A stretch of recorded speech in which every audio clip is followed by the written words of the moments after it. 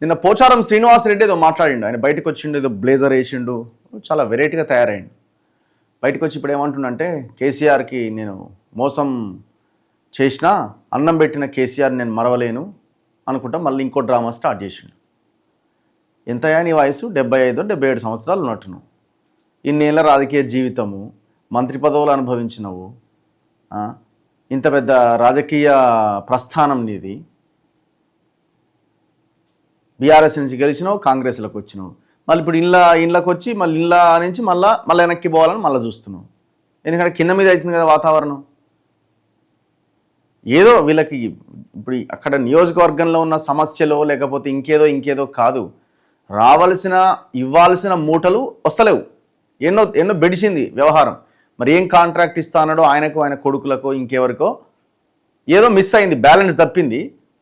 అడుగుతా ఉన్నట్టుండి ఇస్తలేడు. ఏమో జలకిస్తే అయిపోతుందని మళ్ళీ ఇచ్చినట్టుండి. మళ్ళీ రేపొద్దున ఇంకోటి అంటే నేను అట్లా అనలే కేసీఆర్ని అని అంటాడు. మళ్ళీ రేపొద్దున రేవంత్ రెడ్డి ఫోన్ చేసి వచ్చే కాంట్రాక్టర్ నీకేనా, మీ కొడుకేనా ఇచ్చేది, మీకు కాకుండా ఎవరికి ఇస్తా అన్నా అని అన్నాడు అనుకో, తుచ్ ఎవడా కేసీఆర్ అంటాడు. మళ్ళీ రేపొద్దుగాలు వచ్చి మీరు చూడు.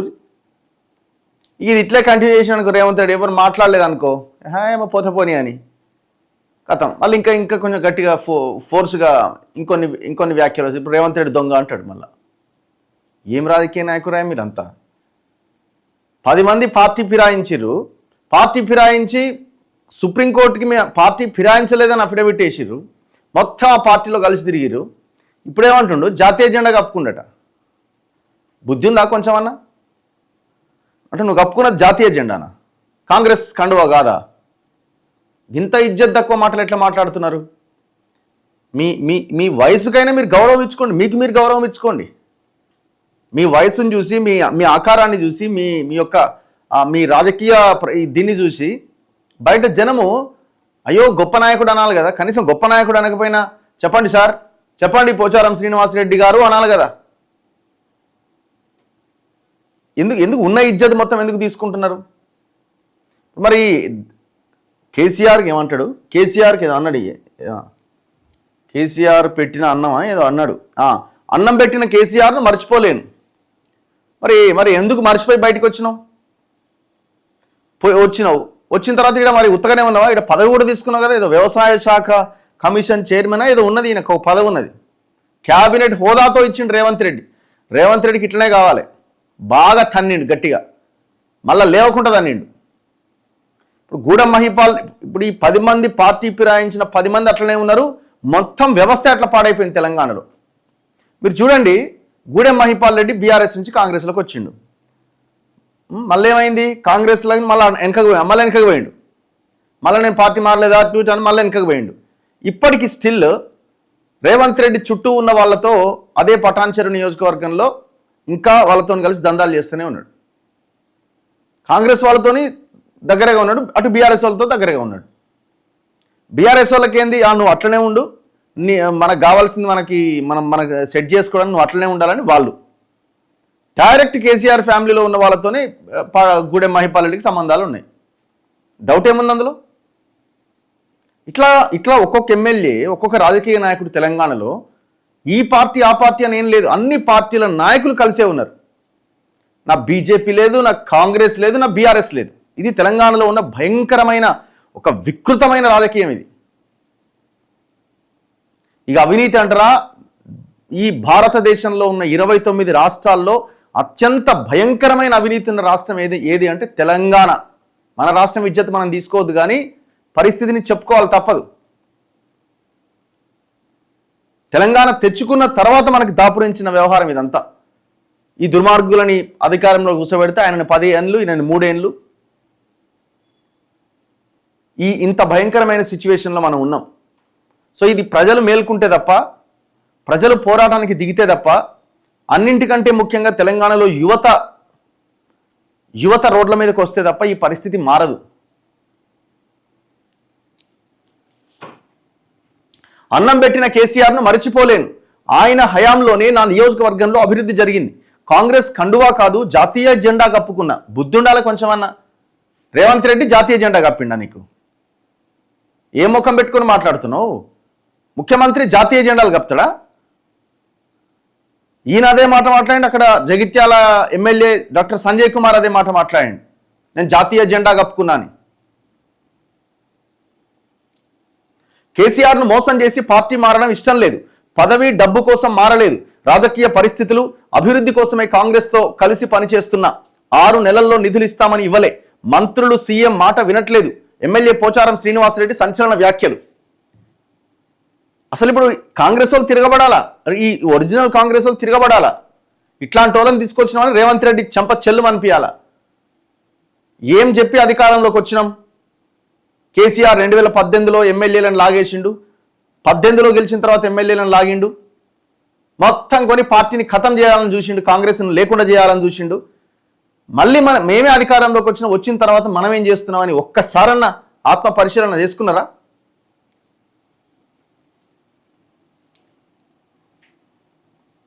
బీఆర్ఎస్ తరపున గెలిచి కాంగ్రెస్ లో చేరిన బాన్స్వాడ ఎమ్మెల్యే ప్రభుత్వ వ్యవసాయ సలహాదారు పోచారం శ్రీనివాసరెడ్డి సంచలన వ్యాఖ్యలు చేశారు. ఇప్పుడు ఇదే వ్యవసాయ సలహాదారు పదవి ఎవరన్నా ఒక మీ కాంగ్రెస్ కి బలంగా పనిచేసిన లాయల్ గా ఉన్న అదే కాంగ్రెస్ నాయకుడికి ఇచ్చుంటే ఇట్లుండేదా వ్యవహారం? మీ పార్టీ ఇజ్జత్ తీస్తోడా? మీ పార్టీ కష్టాల్లో ఉన్నా, మీ పార్టీ తప్పులు చేసినా, మీ పార్టీ తప్పులను వెనకేసుకొని వస్తాడు మీ కాంగ్రెస్ నాయకుడు తప్ప ఈయన లెక్క మాట్లాడేటోడా? అంటే మరి ఎవరికి ఇవ్వాలి పదవులు? తన నియోజకవర్గంలో కేసీఆర్ హయాంలోనే అభివృద్ధి జరిగిందని, ఈ విషయం చెప్పడానికి తానేమీ వెనుకాడబోనని అన్నారు. అన్నం పెట్టిన వారిని మరచిపోలేం, కేసీఆర్ను మోసం చేసి పార్టీ మారడం తనకు ఇష్టం లేదని, కానీ నియోజకవర్గంలో కొంతమంది వ్యవహార శైలి, తనను పెట్టిన ఇబ్బందులు, మారిన రాజకీయ పరిస్థితుల వల్లే కాంగ్రెస్తో కలిసి పనిచేయాల్సి వచ్చింది. మంగళవారం కామారెడ్డి జిల్లా బీర్కూరు మండలం మంజీరా చెక్ డ్యాం వద్ద కార్యకర్తల ఆత్మీయ సమ్మేళనంలో మాట్లాడుతూ పోచారం ఈ వ్యాఖ్యలు చేశారు. తాను ఏనాడు కాంగ్రెస్ కండువా కప్పుకోలే, 3 రంగుల జాతీయ కండువాను కప్పుకున్నాను, మంత్రి పదవి కోసమో డబ్బుల కోసమో తాను పార్టీ మారలే. 2 ఏళ్ల క్రితం మంత్రి పొంగులేటి శ్రీనివాసరెడ్డి హైదరాబాద్లోని తన ఇంటికొచ్చి ముఖ్యమంత్రి రేవంత్ రెడ్డితో మాట్లాడించారు. తర్వాత ముఖ్యమంత్రి స్వయంగా తన ఇంటికొచ్చి 6 నెలల్లో నియోజకవర్గ సమస్యల పరిష్కారానికి నిధులు మంజూరు చేస్తామని హామీ ఇచ్చారు. ఇదే విషయాన్ని ఉప ముఖ్యమంత్రి భట్టి విక్రమార్క, మంత్రులు పొంగులేటి శ్రీనివాసరెడ్డితో పాటు ఇతర మంత్రులకు కూడా చెప్పారు. కానీ ముఖ్యమంత్రి హామీ ఇప్పటికీ నెరవేరలేదు. ముఖ్యమంత్రి చెప్పినా మంత్రులు తన ఫోన్ ఎత్తట్లేదని ఆవేదన వ్యక్తం చేశారు. మంత్రులు ముఖ్యమంత్రి మాట కూడా వినట్లేదు. బిల్లులు రాకపోవడంతో నియోజకవర్గంలో పలు అభివృద్ధి పనులను కాంట్రాక్టర్లు సగంలోనే నిలిపేశారు అని చెప్పారు. ఇప్పుడు మళ్ళీ ఈయనకి బీఆర్ఎస్తో మళ్ళీ ఏదో డీల్ కుదిరింది, మళ్ళీ బ్యాక్ వెళ్దాం అనుకుంటున్నాడో, సంథింగ్ ఏదో జరుగుతుంది, లేకపోతే బెదిరిద్దాం అనుకుంటున్నాడు, ఏదో జరుగుతున్న సంథింగ్, అందుకే ఈ స్టేట్మెంట్.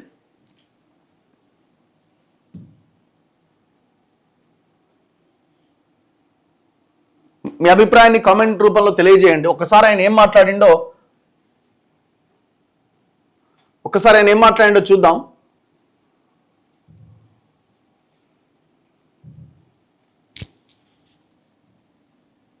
డబుల్ బెడ్రూమ్ పేమెంట్ ఇచ్చేది ఉంది, నాకు ఎస్డిఎఫ్ ఫండ్స్ పైసలు ఇచ్చేది ఉంది, కార్యకర్తలు చేసుకున్నారు. ఇవన్నీ పేమెంట్ జరగాలని రేవంత్ రెడ్డి గారి తమ్ముడు కృష్ణారెడ్డి గారి దగ్గర మా భాస్కర్ బాబుని తోలేసిన. ఆయన ఇచ్చిన సమాధానం ఏంటంటే, భాస్కర్ మీ డాడీ చెప్పుపోయి బీఆర్ఎస్ పార్టీ ఎమ్మెల్యేలకు రూపాయి ఇచ్చేది లేదు, ఒక పని ఇచ్చేది లేదు, మీ డాడీని కండువ కప్పుకోమని ఇస్తాం. అదే భాస్కర్ వచ్చి ఈ విషయం చెప్పింది. అతను కాదు నాన్న, ఈ వయసులో నేను పార్టీ మారడం నా వల్ల కాదు, అందులో కేసీఆర్ మోసం చేసి రావడం నా వల్ల కాదు, సరే ఏమని రాకపోరాను మంటుండే మంత్రి పదవి కూడా వస్తున్నాడు, నాకు మంత్రి పదవి వస్తుంది, చేసిన మస్తు చేసిన, ఇక స్పీకర్ చేసినట్టుగా మంత్రి పదవి నాకెందుకు? మరి ఇక్కడ పాయింట్ ఏంటంటే, నీకు మంత్రి పదవే వద్దన్నోడివి, మరి ఆ వ్యవసాయ సలహాదారు పదవి ఎందుకు తీసుకున్నావు? ఆ సలహాదారుడు పదవి ఎందుకు తీసుకున్నావు? వాళ్ళ కొడుకుని పంపిస్తానట, కొడుకు చెప్తే పార్టీ మారితేనే నీకు నిధులు ఇస్తామన్నారట. నేను ముచ్చటలే, పార్టీ మారేలేదని చెప్పిండట. పార్టీ మారుతీవి కదా, మరి కండువ కప్పుకుంటేవి కదా, పార్టీ మారుతీవి, పదవి తీసుకుంటేవి, మళ్ళీ ఈ అన్ని చెత్త మాటలు మాట్లాడుతున్నావు. ఇవన్నీ హామీస్తున్నా, 6 మాసాల్లో కూడా పూర్తి చేస్తా అన్నాడు. ఇవన్నీ కండువ కప్పుకున్నా, ఆ కండువ కూడా జాతీయ కండువ కప్పుకున్నా. ఏమనాలేనండిగా, జాతీయ కండువ కప్పుకుండట, కాంగ్రెస్ కండువ కాదట అది. ఏమనాలి ఇప్పుడు ఈ పెద్ద మనిషిని? నీ వయసు ఎంత? సారీ, మీ వయసు ఎంత? పోచారం శ్రీనివాసరెడ్డి గారు, మీ వయసు ఎంత? జాతీయ జెండాను ఎట్లా అంటున్నావు? నీకు కండువా కప్పింది ఎవరు? అంటే జాతీయ జెండా కండువాలే కప్పుతుండ్రా కాంగ్రెస్ వాళ్ళంతా? అందరికీ కాంగ్రెస్ జెండాలు కప్తలేరు, ఇక రంగులు సేమ్ ఉన్నదని చెప్పి జాతీయ జెండా అంటే అయిపోతుంది. ఏం ప్రజలకు ఏం చెప్తారు? ఇన్నేళ్ల రాజకీయ ప్రస్థానంలో మీరు గింత సిగ్గుమాలిన వ్యవహారం ఏంది? ఏమొస్తుంది? ఇంకా నీకు పదవులు వస్తే, ఇంకేదన్నా వస్తే, నీ మూటలు వస్తే ఏం చేసుకుంటారా సంపాదన? నిజాయితీగా బతకరాదు జరా.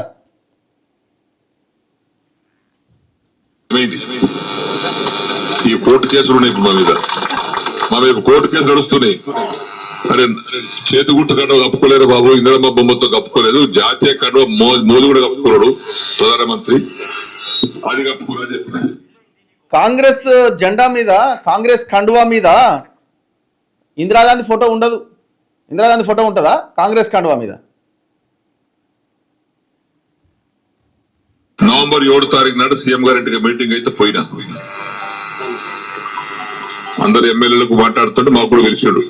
అది ఫిరాయింపుదారుల ఎమ్మెల్యే మీటింగ్ పెడితే అందరు పోయినాం. మీటింగ్ అయినాక విడివిడిగా మాట్లాడిపోయినాం. పొంగులేటి శ్రీనివాసరెడ్డి కూర్చున్నాడు, బట్టి కూర్చున్నాడు ఆయన పొలిటికల్ ఆ ఛాంబర్లో.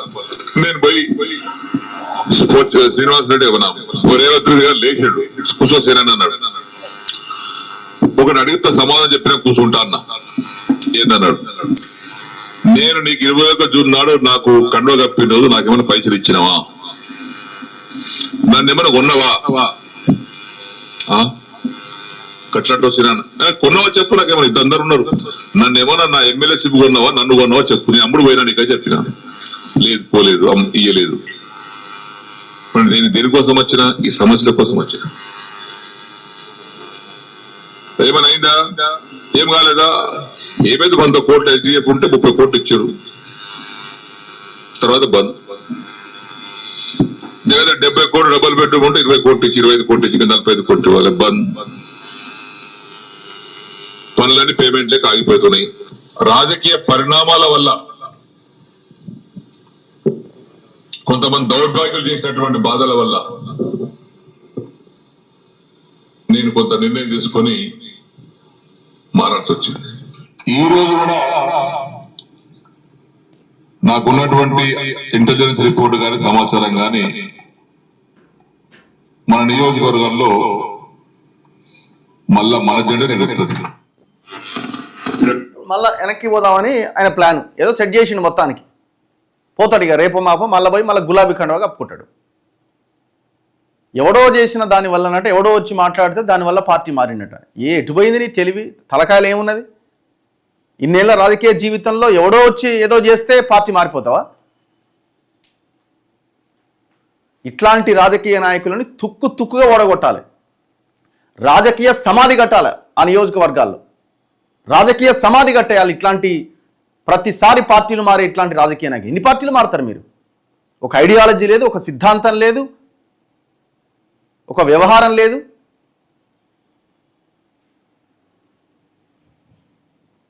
మొత్తం కరప్షనే. ఏం అక్కడ ఉన్న ప్రజలకు ఒరిగింది? మీ కుటుంబాలు ఎట్లున్నాయి, అక్కడ ఉన్న ప్రజలు ఎట్లున్నారు? ఇప్పుడు ముఖ్యమంత్రి రేవంత్ రెడ్డి చెప్పాలా? కండువ కప్పినావు కదా ఇంటికి పోయి, వ్యవసాయ సలహాదారుడు పదవి ఇచ్చినావు కదా, మరి ఎందుకు అట్లా చేస్తున్నాడు? ఒక్కసారి వెనకకు తిరిగి రేవంత్ రెడ్డి అన్నాడు, తన్నుడు దాన్నిండి. ఇప్పుడు పోచారం శ్రీనివాసరెడ్డి లేవకపోయినా సరే కూర్చొనే దాన్నిండు. ఇప్పటికైనా బుద్ధి తెచ్చుకోండి, ఇంకా 2 ఏళ్ళు ఉన్నది.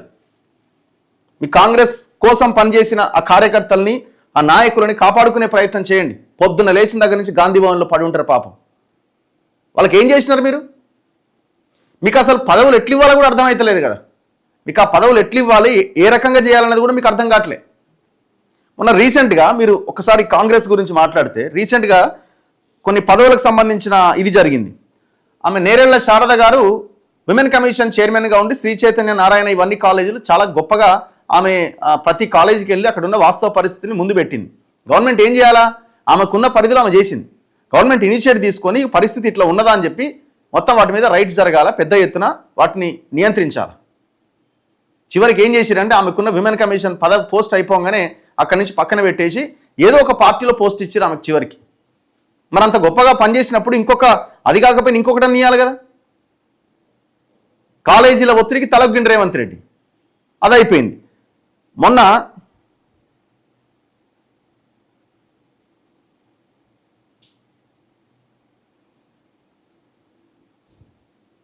వీళ్ళ పదవుల ఎట్లుంటుందంటే చూడండి, వీళ్ళ సోషల్ మీడియా పదవులు కూడా అంతే. రీసెంట్ డేస్లో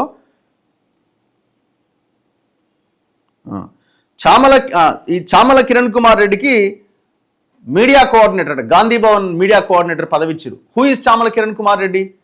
చామల కిరణ్ కుమార్ రెడ్డికి పర్సన్కి ఇవ్వడం తప్పనట్లేదు. ఆయన ఎవరు? ఒక ఎంపీ.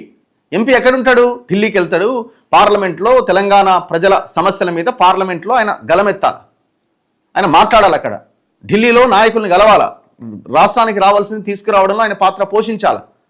ఒక నియోజకవర్గానికి ఒక ఎంపీ నియోజకవర్గానికి ఎంపీగా, లోక్సభ నియోజకవర్గానికి ఆయన తెచ్చి గాంధీ భవన్లో మీడియా కోఆర్డినేటర్ అట.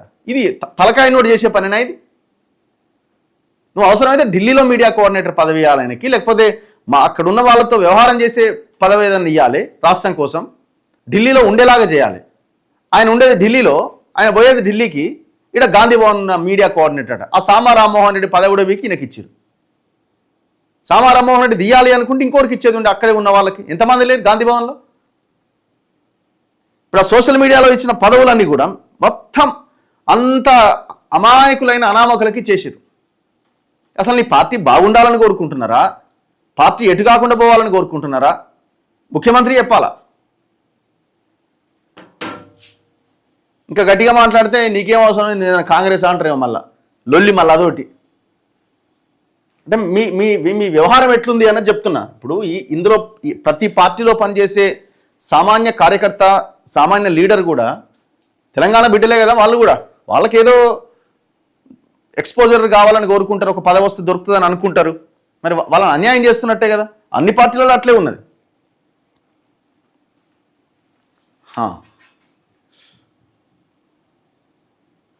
రఘు గారు, ఇప్పుడున్న ఏ ఒక్క నాయకుని మాటలు కూడా నమ్మద్దు. ఈరోజు ఒక మాట, రేపు ఒక మాట, ఎవరు నమ్మరు.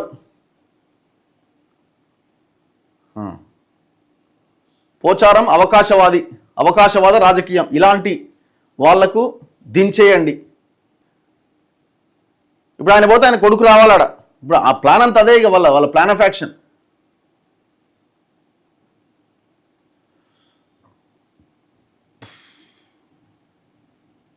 Raghu, you are in the Hyderabad area. మాది కూడా విలేజే బ్రదర్. మేము హైదరాబాద్లోనే ఏం లేము, మేము గ్రామాల్లో తిరుగుతూ ఉంటాం.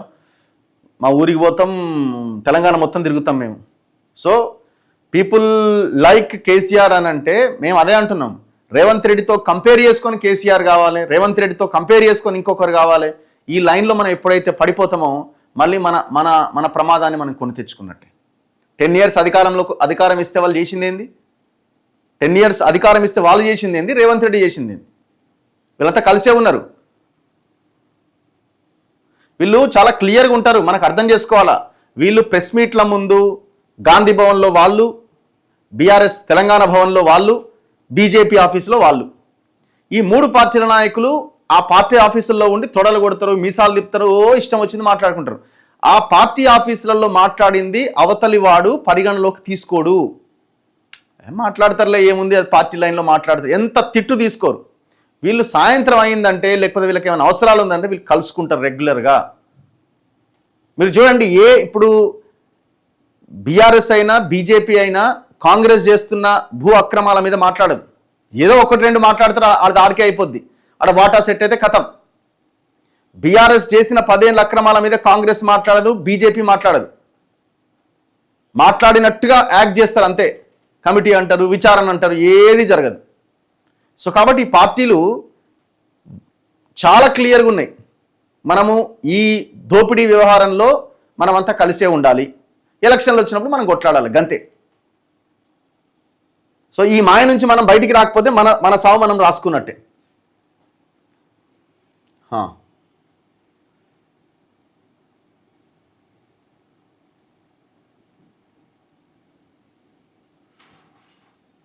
చలో,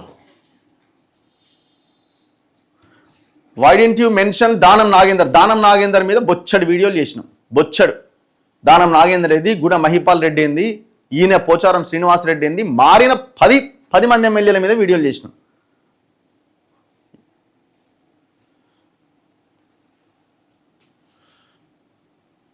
రఘువన్న ఒక ఇంటర్వ్యూ చేయండి కేఏ పాల్తో. పెద్ద మనిషి లేడు ఇక్కడ, ఎక్కడ ఉన్నాడో మరి. నెక్స్ట్ ఇప్పుడు ఆయన ఎందుకు గుర్తొచ్చింది సడన్గా?